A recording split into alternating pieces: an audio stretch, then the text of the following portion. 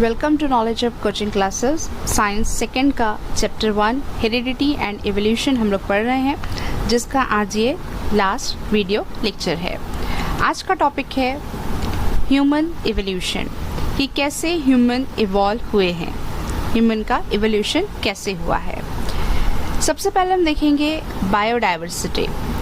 Biodiversity means क्या होता है। बायो मतलब living and diversity means different form. तो जो डिफरेंट फॉर्म हैं लिविंग ऑर्गेनिजम्स के, वो कैसे इवॉल्व हुए, उनका एवोल्यूशन कैसे हुआ है।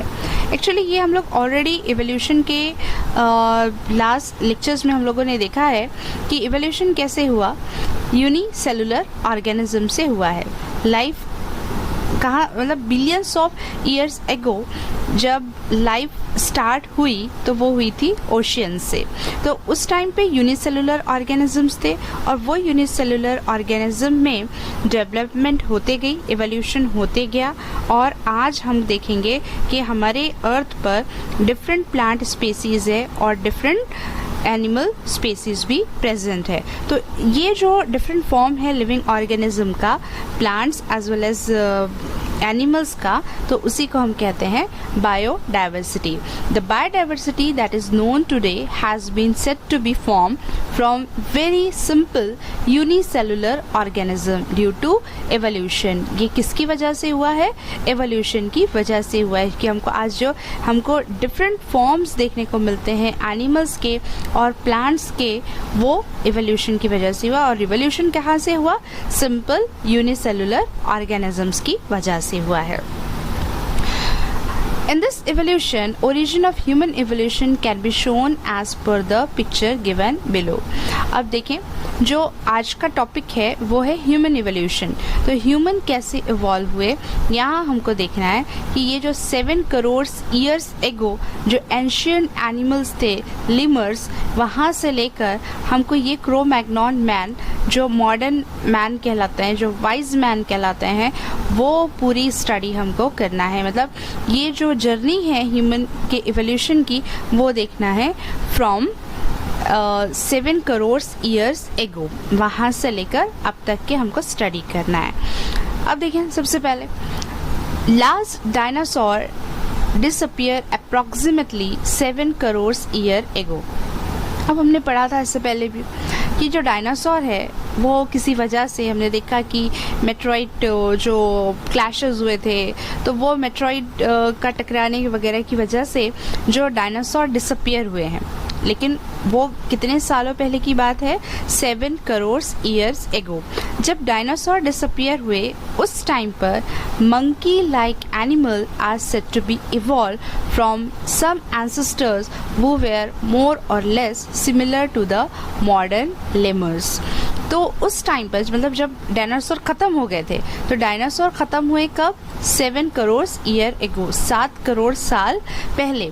और जब ख़त्म हुए उस टाइम पर ये लेमर्स जैसे, ये एक मॉडर्न लेमर है, ये एक तरीके का एनिमल है, तो इससे कुछ मिलता जुलता एनिमल देखने को मिला, एनिमल इवॉल्व हुआ और वो दिखाई दे रहा था कैसे? मंकी लाइक एनिमल, और उसको नाम दिया गया lemurs. Tail of these monkey-like animal of Africa is said to be disappeared about 4 crore year ago. तो जब डायनासोर कब खत्म हुए? 7 करोड़ years ago. उसके बाद में धीरे धीरे ये जो लेमर लाइक एनिमल था, जो मंकी जैसा दिख रहा था, इसमें एवोल्यूशन हुआ। इसकी जो टेल थी, यहाँ पे आपको देखने को मिल रही है, ये जो इसकी टेल है ये काफ़ी लंबी है। तो ये जो टेल है, ये टेल धीरे धीरे कुछ सालों में डिसअपियर होना शुरू हो गई। मतलब 7 करोड़ ईयर पहले लेमर्स थे और अब बात हो रही है 4 करोड़ ईयर एगो। तो इतने करोड़ साल जो बीच के जो डिफरेंस है, उसमें इस एनिमल का एवोल्यूशन क्या हुआ कि जो टेल है वो टेल धीरे धीरे धीरे डिसअपियर हो गई। और ये कौन से रीजन में थे, मतलब वर्ल्ड में कहाँ पे प्रेजेंट थे ये एनिमल? अफ्रीका में। उसके बाद में they develop due to enlargement in their brain, their hands were also improved and thus ape like animal were evolved। अब फिर धीरे धीरे उनमें एवोल्यूशन होते गया, चेंजेस आते गए, उनका जो ब्रेन है वो डेवलप्ड हुआ, उनके जो हैंड्स थे हैंड्स डेवलप्ड हुए, मतलब वो काम करने लगे, अलग अलग कुछ ऐसे ग्रिपिंग के लिए काम करने लगे, पकड़ आने लगी उनके हाथों में, और उस तरीके से इवॉल्व हुए ape like animals.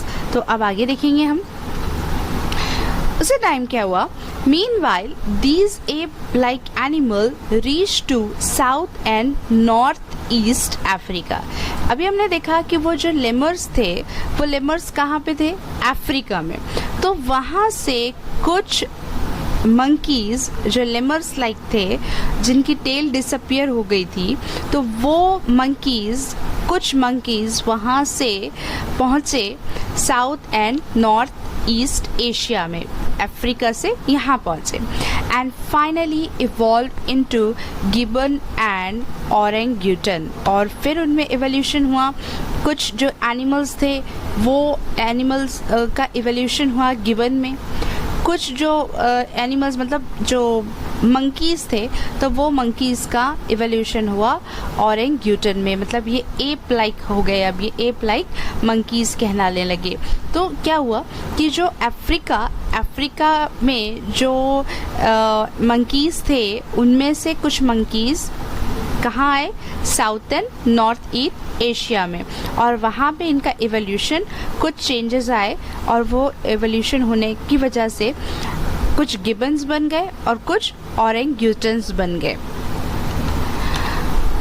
Remaining ape like animal stayed in Africa, और कुछ जो एनिमल्स थे एप लाइक वो कहाँ रह गए, अफ्रीका में ही जो थे, and from them gorilla and chimpanzee evolved about 2.5 crores year ago। और जो कुछ वहीं पर रह गए थे अफ्रीका में, जो इस साइड में आए नहीं थे, मतलब south and north east Asia में नहीं आए थे, तो जो रिमेनिंग एनिमल्स थे वो उनका इवोल्यूशन हुआ, और इवोल्यूशन होके कुछ बने गोरिल्ला और कुछ बने चिंपैंजी। और ये कब की बात है, 2.5 crores years ago। Evolution of some of the 2 crores year old species of ape seems to be occurred in different way.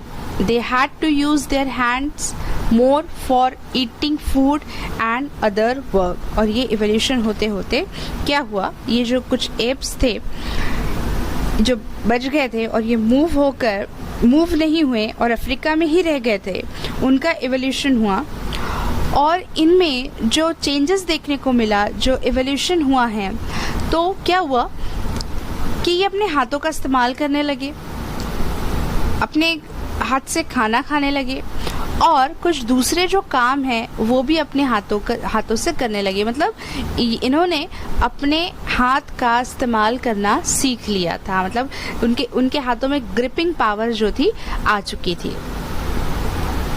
Those apes started to live on land as the forest started to decline due to dry environment। अब क्या हुआ कि nature में जहाँ forest थे वहाँ पर dry environment हो गया, मतलब वहाँ पर अब सूटेबल कंडीशन नहीं थी कि अब वहाँ पर लाइफ जो है वो कंटिन्यू रह सके। तो फिर वो फॉरेस्ट से मूव करे, जंगलों से निकले और आ गए लैंड्स पर, मतलब अब वो ज़मीन पर रहने लगे थे। Their lumbar bone developed in such a way that they started to stand in erect posture in grassland, and thereby their hands become available for use anytime।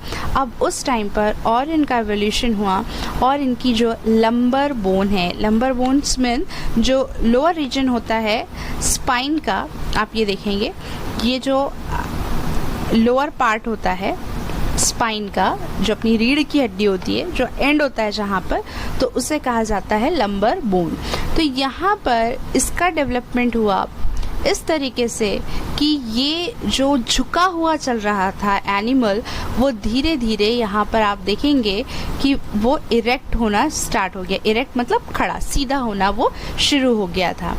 अब ये सीधा होने की वजह से क्या हुआ कि जब वो झुका हुआ था तो ये अपने हाथों का जो इस्तेमाल है वो चलने के लिए ही कर रहा था, मतलब उसके पास में 2 पैर और 2 हाथों के ज़रिए वो चल रहा था।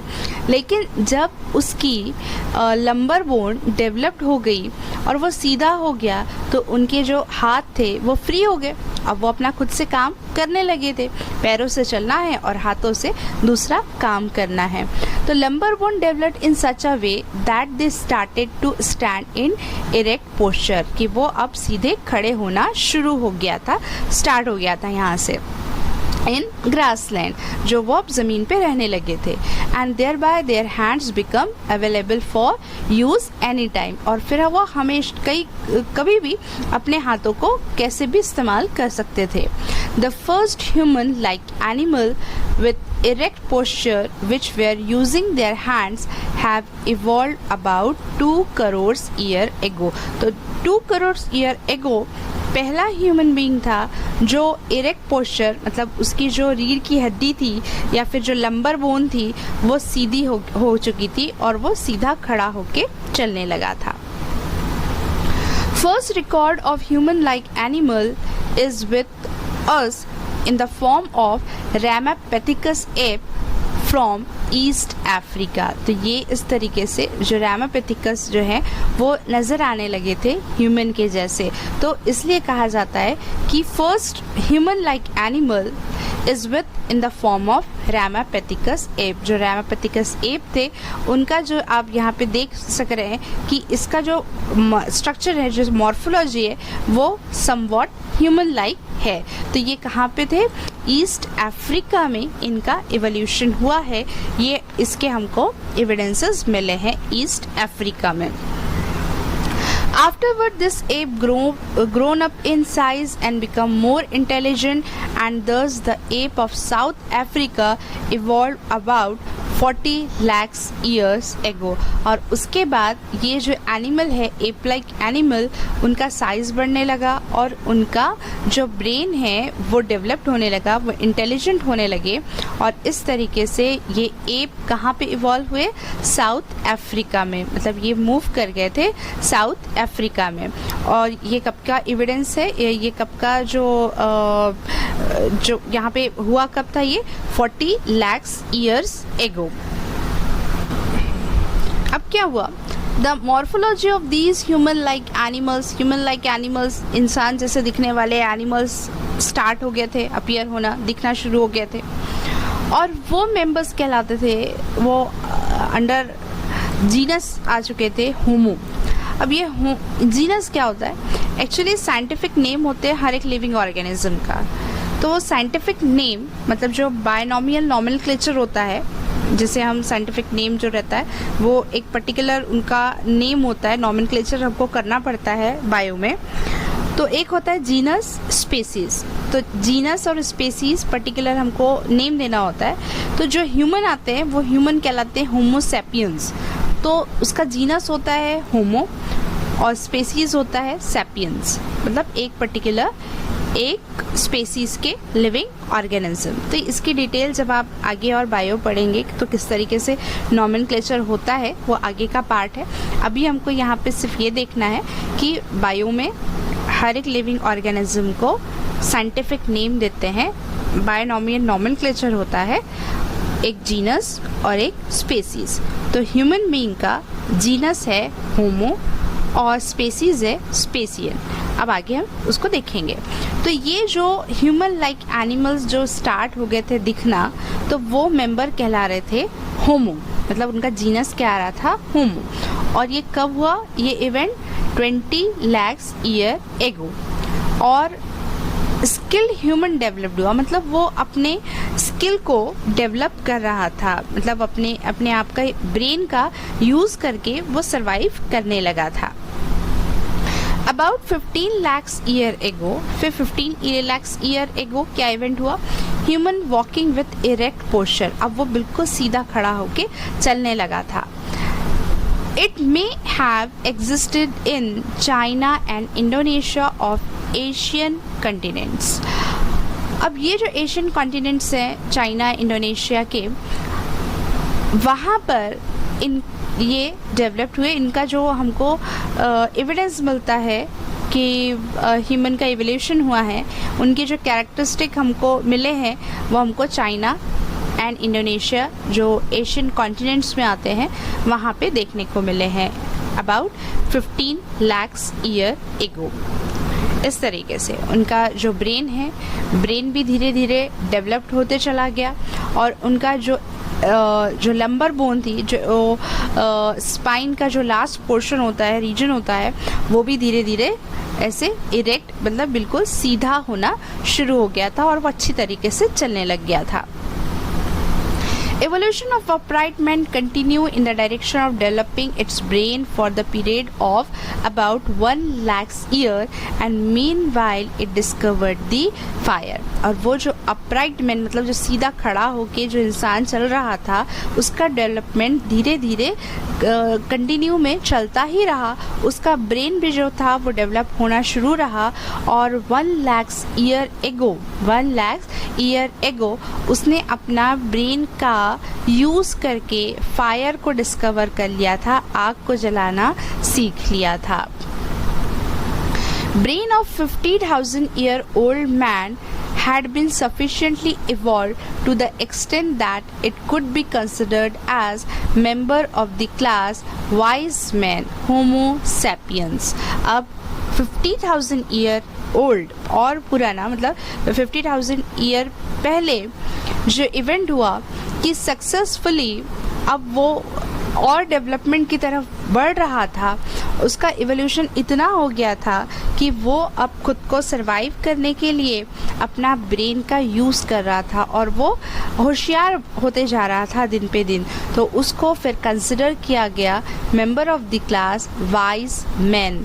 तो अब ये जो जीनस है वो होमो था और स्पेसीज मिल गया हमको सेपियन। तो फिर जो साइंटिफिक नेम है ह्यूमन बीइंग का वो है होमो सेपियंस। अब ये आगे वाइज मैन होमो सेपियंस में आ गए। Neanderthal man can be considered as a first example of wise man. जो नींडरथल मैन थे मतलब उस टाइम पे उनको कहा जाता था नींडरथल मैन, तो वो थे वाइज मैन। तो ये उनकी फर्स्ट एग्जाम्पल है ह्यूमन बीइंग की जो वाइज मैन की, वो है नींडरथल मैन। तो ये जो है ये वाला जो आपको दिखाई दे रहा है ये स्ट्रक्चर, ये है नींडरथल मैन का, इसकी मॉर्फोलॉजी है। The crow-Magnon man evolve about 50,000 year ago and afterward. 50,000 year के बाद में और इवोल्यूशन होता चला गया और उस टाइम पे जो इवॉल्व हुए वो क्रो-मैग्नॉन मैन हुए। ये वाला जो आपको दिखाई दे रहा है ये वाला मॉर्फोलॉजी ये क्रो-मैग्नॉन मैन का है। This evolution had been faster than the earlier. लेकिन ये जो इवोल्यूशन है कि नींडरथल मैन से जो क्रो-मैग्नॉन मैन तक के आने को जो टाइम लगा वो बहुत कम टाइम लगा और जो डेवलपमेंट जो था इवोल्यूशन जो था वो बहुत ज़्यादा फास्ट था। About 10,000 years ago, wise men started to practice the agriculture. It started to rear the cattle herds and establish the cities. अब 10,000 ईयर पहले क्या हुआ कि जो वाइज मैन था मतलब जो हमने कहा कि क्रो-मैग्नॉन मैन थे, उन्होंने अपना ब्रेन का यूज़ करके एग्रीकल्चर करना शुरू कर दिया। It started the rear and cattle hertz. उन्होंने जो जानवर थे उनको पालना शुरू कर दिया और ग्रुप में रहने लगे और सिटी को स्टैब्लिश करते गए। Cultural development took place. उसी तरीके से जब वो एक साथ रह रहे थे तो पर्टिकुलर वो कुछ ना कुछ इवेंट्स कर रहे थे, कल्चर डेवलप हो रहा था। Art of writing was invented about 5,000 year ago and thus the history has been started। और उन्होंने फिर वाइजली जो आर्ट राइटिंग थी मतलब लिखना किसी तरीके से पहचानने के लिए निशानियाँ बनाते थे या फिर सीखने के लिए वो कुछ ना कुछ इस तरीके से लेटर्स बनाने लगे, कुछ पिक्चर्स बनाने लगे, पत्थरों पे खोदने लगे। तो ये जो आर्ट राइटिंग थी वो इन्वेंट हुई थी 5,000 ईयर एगो और उस टाइम से हिस्ट्री जो है वो स्टार्ट हुई। मतलब फिर हमको हिस्ट्री जो हम पढ़ते हैं, जो हम एंशिएंट पीरियड्स पढ़ते हैं, तो उसके जो हमको एविडेंस मिले वो 5,000 ईयर एगो मिले हैं। Modern science emerge about 400 year ago, और उसके बाद में जैसे जैसे उसने अपने ब्रेन का यूज़ करते गया वो मॉडर्न साइंस को उसने इवॉल्व किया, मतलब साइंटिफिक तरीके से सोचने लगा और बहुत कुछ उसने आगे किया। और वो जो उसने साइंस का यूज़ करके इंडस्ट्रीज़ को स्टैब्लिश किया, बहुत सारे इन्वेंट किए हैं, और वो था इस्टेब्लिश करने का industrial society was established about 200 year ago, and now we have reached at this stage and still we are searching the details of root of human ancestor। तो अब हम आ गए थे होमो सेपियंस कहलाने लगे, वी आर सुपेरियर, हम सबसे superior हैं देन एनी अदर एनिमल्स। और आज हम इस स्टेज पे पहुंच गए हैं कि हम ट्राई कर रहे हैं, सर्च कर रहे हैं और सोच रहे हैं हम कि ये जो हमारा इवोल्यूशन हुआ है, हमारे एंसेस्टर्स कौन से हैं, हमारी रूट क्या है, हम इसकी तलाश में लगे हुए हैं आज भी। तो ये था ह्यूमन इवोल्यूशन, मतलब एक पूरी जर्नी है ये 7 करोड़ ईयर्स एगो से लेकर 200 ईयर एगो तक के। और यहाँ तक के ह्यूमन ने जो डेवलपमेंट किए हैं वो आप देख ही सकते हैं कि जो पहले जो ह्यूमन बींग्स थे और अब के जो ह्यूमन बींग्स है, मतलब जो हम लोग होमो सेपियंस है, उनमें कितना चेंजेस आया है, कितनी रैपिड ग्रोथ हुई है। तो ये सारा जो एवोल्यूशन हुआ है तो उसके लिए हम यहाँ पे एक समरी देखेंगे, यहाँ पे आपको और क्लियर होगा ह्यूमन एवोल्यूशन की पूरी जर्नी है। जैसे यहाँ पे हमने बताया है कि 7 करोड़ ईयर एगो डायनासोर ख़त्म हुए, मंकी लाइक एनिमल्स जिसे लेमर कहते हैं इवॉल्व हुए हैं। 4 करोड़ ईयर्स एगो इवेंट हुआ है कि एप लाइक एनिमल्स की जो टेल थी वो डिसअपियर होना स्टार्ट हो गई, ब्रेन डेवलप्ड हुआ और उनके हैंड के फंक्शन में इम्प्रूवमेंट आया। तो वो इवोल्यूशन उस टाइप के जो एनिमल्स थे वो कहलाते थे इजिप्टोपैथिकस। इवोल्यूशन जो हुआ उसे कहा जाता है इजिप्टोपैथिकस, और वही एनिमल जो अफ्रीका में रहते थे वो मूव करे उन्होंने south and north east Africa और इवॉल्व हुए gibbon and orangutan. 2.5 crore year ago Africa में जो एनिमल्स रह चुके थे तो वही एनिमल का इवोल्यूशन हुआ गोरिल्ला एंड चिंपैंजी में, वो इवोल्यूशन को कहा जाता है ड्रायोपैथिकस। 1 करोड़ ईयर एगो ह्यूमन लाइक एनिमल्स जो लैंड्स पे रहने लगे, क्योंकि जो एनवायरनमेंट था वो चेंज हुआ तो उन्होंने अपनी रहने की जो जगह थी वो लैंड चूज़ किए, उनके लंबर बोन में डेवलपमेंट आया, वो इरेक्ट पोस्चर सीधा खड़े रहने लगे, हैंड्स यूज़ कर रहे थे वो खाने के लिए और दूसरे वर्क के लिए, वो इवोल्यूशन को कहा जाता है रैमापैथिकस। 40 लाख ईयर एगो एप जो थे, जो एनिमल्स थे, वो साइज में ग्रोन अप हो रहे थे और इंटेलिजेंट बन रहे थे, उसे कहा जाता है एस्ट्रेलोपैथिकस। 20 लाख ईयर्स एगो मॉर्फोलॉजी जो उनका स्ट्रक्चर था वो सिमिलर दिखाई दे रहा था ह्यूमन जैसा, तो जीनस उसको दिया गया होमो, स्किल्ड मैन, वो अपना ब्रेन का यूज़ करके डिफरेंट स्किल को कर रहे थे। 15 lakh year ago human walking with erect posture, अब वो सीधा खड़ा होके चलने लगा, उसको इवोल्यूशन को कहा जाता है, उस टाइम के मैन को कहा जाता था Neanderthal man. 1 lakh year and after that evolution in developing brain और डेवलप्ड होते गया और उसने डिस्कवर किया फायर को। 50,000 ईयर एगो ब्रेन और इवॉल्व हुआ, क्लास वाइज मैन मतलब होशियारी और उसकी बढ़ते चले गई और उसको बोला गया होमो सेपियंस, मतलब ह्यूमन बीइंग का जो साइंटिफिक नेम है वो है होमो सेपियन और उसे कहा जाता है crow-Magnon man, class wise man को कहा जाएगा crow-Magnon man. 10,000 year ago wise man practice agriculture, cattle rearing, establish city, culture develop और वाइज मैन कहलाया, मतलब जो अब उसने ब्रेन को डेवलप कर लिया था तो ब्रेन को डेवलप करने के बाद वो एग्रीकल्चर करने लगा और जानवरों को पालने लगा, एक साथ ग्रुप में रहने की वजह से सिटीज़ इस्टेब्लिश हुए और कल्चर डेवलप हुआ। कल्चर ये सारे कल्चर वगैरह डेवलप होने के बाद 5,000 year ago art of writing invented, अब वो लिखना उसने सीख चुका था। 400 year ago modern science emerge, अब उसने साइंटिफिक तरीके से सोचने लगा था और बहुत सारे इन्वेंशंस कर चुके थे, और वो इन्वेंशन की वजह से इंडस्ट्रियलाइजेशन इस्टेब्लिश हुआ और 200 year ago industrial society establish. तो ये पूरी जर्नी है ह्यूमन एवोल्यूशन की। इस तरीके से हमारा ये यूनिट भी यहाँ पर ख़त्म हो रहा है। So that's it's for this lecture. यहाँ पर ये यूनिट यहीं ख़त्म होगा। I hope you have understood the chapter heredity and evolution.